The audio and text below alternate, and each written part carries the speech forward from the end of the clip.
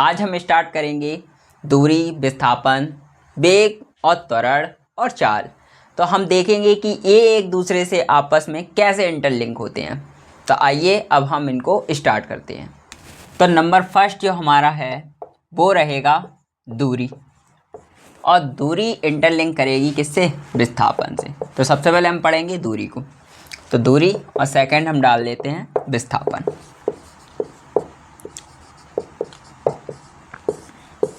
तो दूरी इंग्लिश में इसको डिस्टेंस कहते हैं और ये हमारा होता है डिस्प्लेसमेंट। तो दूरी क्या होती है? अब दूरी पर्टिकुलरली किसी भी टाइप से हो गई, आप चाहे यहाँ से कहीं कितना भी चलो, नॉर्मली आपने पैर उठा के आगे ही रख दिया तो ये भी आपकी क्या हो गई? डिस्टेंस हो गई। अब दूरी हमारी इन्फिनिटी भी हो सकती है। कैसे करके? कि हमने कभी भी चलना स्टार्ट किया बट हमने पॉसिबिलिटी जता के हमने कभी रुके ही नहीं हम, तो वो सब हमारी किस में काउंट की जाएगी? वो सभी हमारी काउंट की जाएगी दूरी में ही। तो दूरी क्या हो गई? हमारे द्वारा तय की गई लेंथ। तो अगर बात की जाए दूरी क्या हो गई? तय की गई लंबाई। अब लंबाई आपकी चाहे कितनी भी रही हो, आपने चाहे 10 किलोमीटर चला हो, फॉर एग्जांपल आपने चाहे 10 किलोमीटर चला हो, चाहे आपने 200 किलोमीटर चला हो, और चाहे आपने 1 फीट ही चला हो, तो ये सभी आपकी क्या हो गई? डिस्टेंस हो गई। जैसे कि दूरी हमारे द्वारा तय की गई क्या है? लंबाई। तो लंबाई हम चाहे किसी में भी चल सकते हैं, तो वो हमारी क्या रहेगी? दूरी रहेगी। इसके बाद हम बात कर लेते हैं विस्थापन की। तो विस्थापन हमारा क्या रहेगा? अब विस्थापन जो हमारा है इसमें हमें दूरी का स्टार्टिंग और एंडिंग पॉइंट दोनों होने चाहिए हमारे पास। मतलब विस्थापन के लिए अब दूरी आप जो पढ़ रहे थे वो एक किधर से भी आप चलते चले जाओ, वो सभी आपकी किस में काउंट होगी? दूरी में काउंट होगी। मतलब आपने यहाँ से चलना स्टार्ट किया और यहाँ तक आप चलते रहे कंटिन्यू, तो वो सब आपकी किस में काउंट होगी? दूरी में काउंट होगी। लेकिन अगर बात की जाए विस्थापन की, तो विस्थापन में आपने मानो यहाँ से चलना स्टार्ट किया, कंटिन्यू आप चलते रहे इस टाइप से, घूम फिर के इधर आ गए आप, तो ये आपने चलना यहाँ से स्टार्ट किया और यहाँ पर आप लास्ट में आ गए, तो ये आपका स्टार्टिंग पॉइंट। कौन सा? Starting point. और ये आपका लास्ट पॉइंट, क्योंकि आपने कहीं तो रुका होगा। मतलब अभी मैंने बोला था कि विस्थापन में क्या रहेगा कि स्टार्टिंग और एंडिंग पॉइंट दोनों होने चाहिए। अगर दोनों नहीं है तो फिर वो विस्थापन बन ही नहीं पाएगा, क्योंकि आपने उस स्थान में कहीं ना कहीं तो ब्रेक लिया होगा। अगर नहीं ले रहे हो तो फिर वो आपकी डिस्टेंस में काउंटिंग होगी, विस्थापन में नहीं। विस्थापन के लिए स्टार्टिंग और एंडिंग पॉइंट दोनों होने चाहिए। तो इसका विस्थापन कहाँ होगा? ये यहाँ से यहाँ तक का, तो ये हो जाएगा इसका विस्थापन। अगर बात की जाए तो विस्थापन की डेफिनेशन हमारी क्या बनेगी? तो प्रारंभिक बिंदु यानी कि शुरुआत बोल सकते हैं, या फिर प्रारंभिक बिंदु से अंतिम बिंदु तक चली गई न्यूनतम दूरी। वर्ड हमारा क्या आया? अगर इसकी बात की जाए तो वर्ड हमारे कौन कौन से हैं? जैसे कि बात हो गई न्यूनतम और अंतिम बिंदु और प्रारंभिक बिंदु। 3 वर्ड्स हमारे लिए इंपॉर्टेंट हैं। तो प्रारंभिक बिंदु होना चाहिए, एंडिंग पॉइंट होना चाहिए, और उसके बाद हमारे लिए उन दोनों के बीच की न्यूनतम दूरी होनी चाहिए। अब जैसे कि आपने मानो यहाँ से चलना स्टार्ट किया हुआ था, आपने यहाँ से चलना स्टार्ट किया था और आप यहाँ तक आ गए, तो ये सब काउंटिंग नहीं की जाएगी विस्थापन में। विस्थापन में जो काउंट होगा वो यहाँ से, इसके स्टार्टिंग पॉइंट से और एंडिंग पॉइंट तक के बीच की जो मिनिमम रेंज रहेगी, जो मिनिमम हमारी डिस्टेंस होगी, वही किस में काउंट की जाएगी? विस्थापन में काउंट की जाएगी। तो ये हमारा हो गया विस्थापन और ये हो गई दूरी। तो दूरी हमारी जो राशि होती है वो होती है अदिश। तो दूरी हमारी राशि होती है अदिश और विस्थापन सदिश राशि होती है। तो ये बात क्लियर? दूरी हमारी हो गई अदिश राशि और विस्थापन हमारी हो गई सदिश राशि। तो अब बात कर लेते हैं हम चाल की। और बेग की। ये हमारे अगले टॉपिक हैं, चाल और बेग। ये हो गई हमारी स्पीड और ये हो गई वेलोसिटी। तो चाल क्या होती है? चाल और बेग। तो चाल क्या होती है? तो चाल के लिए हमें इम्पोर्टेंस होगी दूरी की, और बेग के लिए जो हमारे लिए इम्पोर्टेंस रहेगी वो किसकी? विस्थापन की। अब इनको हमें आपस में कनेक्ट करना है, क्योंकि अभी हम लोगों ने दूरी और विस्थापन पढ़ ही रखे थे। तो देखो, चाल हमारी क्या रहेगी कि हमने कोई भी पर्टिकुलरली हम एक टाइम ले लेते हैं, तो हमने 1 सेकेंड में जितनी भी लेंथ को चल रखा हो, या हम कह सकते हैं हमने जितनी भी दूरी को कवर कर रखा हो, वो हमारी क्या कहलाएगी? चाल कहलाएगी। तो हम बोल सकते हैं एकांक समय में दूरी परिवर्तन की दर, या फिर एकांक समय में तय की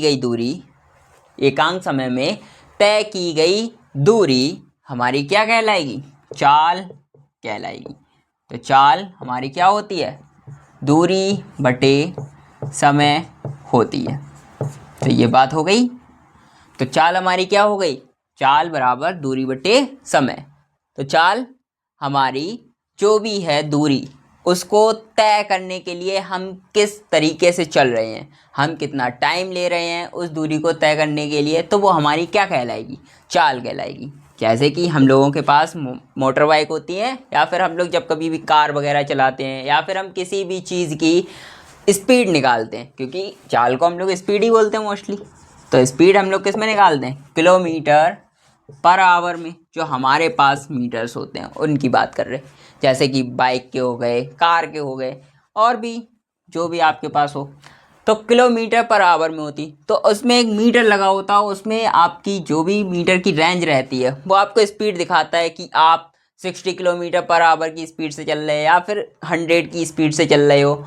तो उसका मतलब क्या हो गया कि आप 1 आवर में 100 किलोमीटर की डिस्टेंस को तय कर सकते हैं, अगर आप कंटिन्यू एक ही स्पीड से चलते रहें। तो ये बात हमारी किसके द्वारा पता चल रही है? दूरी हमें किसके द्वारा पता चल पा रही? चाल के द्वारा, क्योंकि उसका जो मीटर होता है वो चाल वाला होता है। क्लियर बात? ठीक। इसके बाद बात कर लेते हैं हम बेग की। तो बेग हमारा क्या रहेगा? बेग हमारा बिलोंग करेगा विस्थापन से। बेग हमारा किससे बिलोंग करेगा? विस्थापन से। तो बात कर लेते हैं हम विस्थापन। तो विस्थापन तो हम पहले ही पढ़ चुके हैं, तो अब हम बात करेंगे बेग की। तो बेग हमारा क्या होता है? तो विस्थापन परिवर्तन की दर। विस्थापन परिवर्तन की दर हमारा क्या कहलाएगा? बेग कहलाएगा। अगर बात की जाए तो बेग हमारा क्या होगा? विस्थापन। तो हमें इसमें क्या चाहिए? मिनिमम रेंज चाहिए, मतलब मिनिमम डिस्टेंस चाहिए। तो बेग हमारा क्या हो जाएगा? विस्थापन परिवर्तन की दर हो जाएगा। अगर हम बात कर लेते हैं दोनों की यूनिट की, तो यूनिट इसकी होती है मीटर पर सेकेंड, और इसकी भी यूनिट क्या होती है?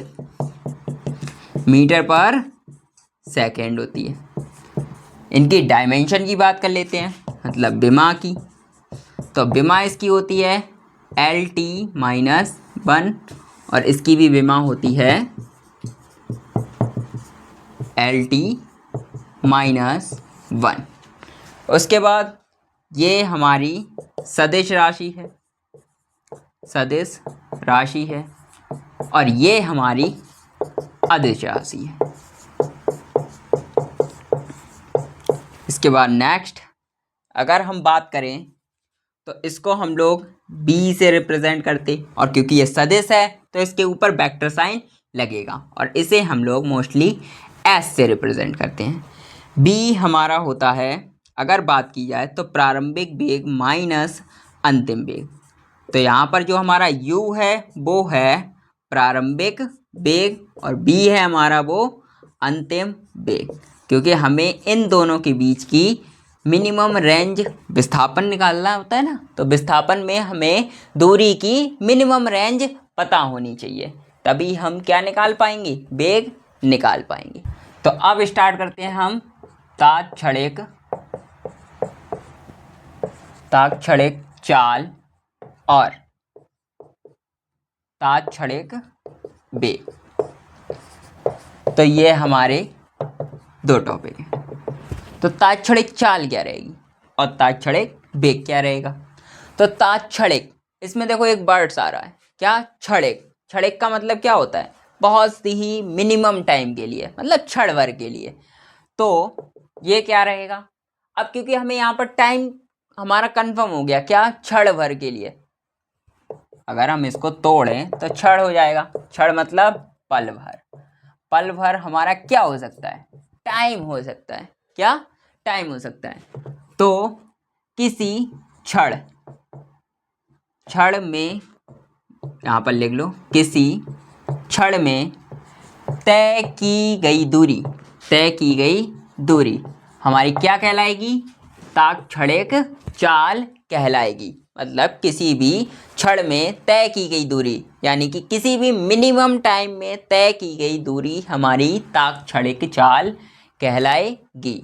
एज अ सेम फॉर्मूला उसका वही रहेगा, यूनिट्स भी वही रहेंगी और डायमेंशन भी वही रहेगी, क्योंकि चाल ही तो है। बस आगे हमने इसका टाइम क्या किया, टाइम हमने थोड़ा सा इसका कम कर दिया। पहले हम लोग बोल रहे थे कि किलोमीटर आवर्स में, या फिर हम लोग आवर्स की जगह मिनट ले लेते, लेकिन अब हमने टाइम बहुत ही कम कर दिया, मतलब पलक झपकने जितना, कि हमने एक पलक झपकाई और उतने टाइम में हम जितनी भी डिस्टेंस कवर कर पा रहे वही हमारी क्या हो जाएगी, ताक छड़ेक चाल हो जाएगी।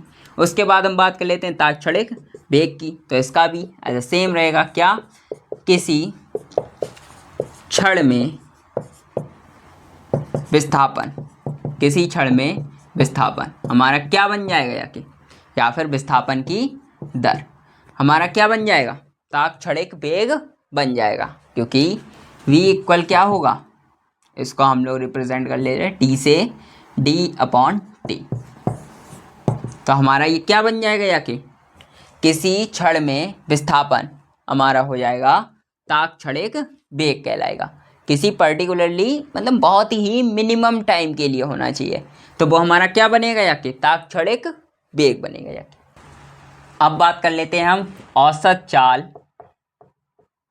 औसत चाल और औसत बेग की, औसत बेग की। ये हमारे दो टॉपिक हो गए, औसत चाल और औसत बेग। अब औसत, यहाँ से वर्ड अगर देखा जाए तो एक हमारे पास आ रहा है औसत। औसत मतलब एवरेज। तो एवरेज क्या होता है, एवरेज मतलब हमने दो कंटिन्यू अलग अलग स्पीड रखी हुई हैं। जैसे मान लो एक हमने चली 70, दूसरी हमने चली 70 किलोमीटर ले लो, और दूसरी हमने चली आके 40 किलोमीटर। तो हमें इन दोनों का क्या बताना है, एवरेज बताना है। एवरेजन स्पीड हमारी क्या होती है, एवरेजन स्पीड जो दोनों को क्या कर दे, बैलेंस कर दे, ये बताए कि हमारी जो नॉर्मली स्पीड रही है हम इतनी स्पीड से कंटिन्यू चले हैं, मतलब वो हमारी कांस्टेंट वैल्यू बता देता है, नियत। वो हमारा क्या हो जाता है, एवरेज हो जाता है, कि पर्टिकुलरली इतना ही तुम 1 घंटे में भी चले हो और इतना ही 2 घंटे में भी चले हो, वो हमारा बता देता है। जबकि हम यहाँ पर अलग अलग स्पीडों से चले हुए हैं, एक 70 किलोमीटर पर आवर से, दूसरा 40 किलोमीटर पर आवर से। अगर हम इनका एवरेज निकालेंगे तो हमारा निकलेगा, क्योंकि हमें जो वैल्यू होती है 70 + 40, और हम चले कितने में, तो 70 1 आवर में और 40 भी 1 आवर में। तो हमारा क्या हो जाएगा, 70 + 40 110/2, तो 2 से डिवाइड 55 आ जाएगा। तो आंसर आएगा 50 kilometre per hour, 55 kilometre per hour. तो ये हमारा आंसर हो गया, कितना, 55 किलोमीटर पर आवर। तो इनके कहने का मतलब ये आया निकल के कि हम इधर से भी इतनी स्पीड पे गए, और अगर हम वापस आए तो हम वापस भी इतनी ही स्पीड से आए। ये हमारी कौन सी वैल्यू हो गई, एवरेज वैल्यू हो गई। अब बात कर लेते हैं हम इनकी डेफिनेशन की।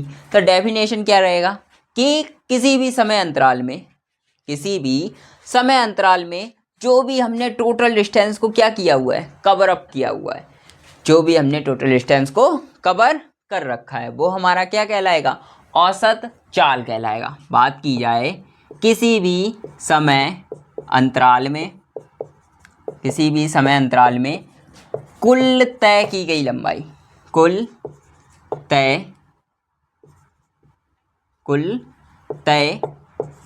की गई दूरी या फिर लंबाई, क्योंकि दूरी हम किस में ले लेते हैं, लंबाई में, तो दूरी हमारी क्या कहलाएगी, औसत चाल कहलाएगी। अब देखो यहाँ पर कुल वर्ड आ गया ना, कुल इसीलिए आया क्योंकि हमारे पास एवरेज निकालने के लिए मिनिमम 2 की रिक्वायर्ड तो रहेगी, तभी तो हम एवरेज बता पाएंगे कि हमने दोनों की अलग अलग वैल्यू होंगी, तो हमें अलग अलग उनका जो एवरेज आएगा वो दोनों का सेम आएगा। और अगर हमारे पास एक जैसी ही हुई तो फिर उनका एवरेज सेम ही होगा, कोई बात ही नहीं। तो हमें जो भी डिस्टेंस होगी उसका भी टोटल करना पड़ेगा, जो भी हमारा समय होगा, देखो समय अंतराल लिखा हुआ है, तो जो भी हमारा समय होगा उसका भी हमें क्या करना पड़ेगा, टोटल करना पड़ेगा। तब हम पर्टिकुलरली उसका डिवाइड देंगे इस टाइप से, क्योंकि हमारा क्या होता है, चाल इक्वल दूरी बटे समय होता है।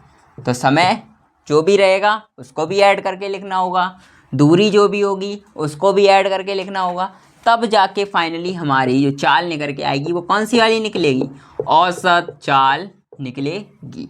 उसके बाद हम बात कर लेते हैं औसत वेग की। तो औसत वेग में भी ऐसा ही रहेगा, किसी भी समय अंतराल में, किसी भी समय अंतराल में कुल विस्थापन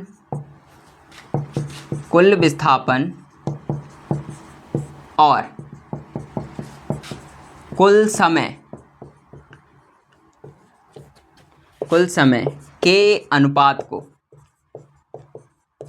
हम क्या कहेंगे, औसत वेग कहेंगे। यहाँ पर भी हमारा क्या रहेगा, कुल विस्थापन रहेगा और कुल हमारे पास क्या रहेगा, टाइम रहेगा। उन दोनों का हमें टोटल करके इसका भी एज सेम निकालना है, क्योंकि हमने तभी दोनों चीज़ों को एक साथ पढ़ाया कि चाल और वेग हमारा रिलेट कर जाए। दूरी और विस्थापन, ये चाल और वेग एक दूसरे से कनेक्ट हो रहे हैं। तो ये हमारा क्या हो गया, यहाँ पर हमें कुल विस्थापन बताना है और कुल समय। जब ये दोनों चीज़ें होंगी हमारे पास तो हम आसानी से इनका क्या निकाल पाएंगे, एवरेज निकाल पाएंगे। तो ये हमारा बन जाएगा या कि औसत वेग इक्वल कुल विस्थापन बटे कुल समय। बाकी यूनिट, डायमेंशन और जौन सी भी राशि है वो सभी सेम रहेंगी, क्योंकि ये भी चाल और ये भी वेग, केवल आगे का वर्ड चेंज हुआ है, ये औसत हो गया और ये भी औसत हो गया।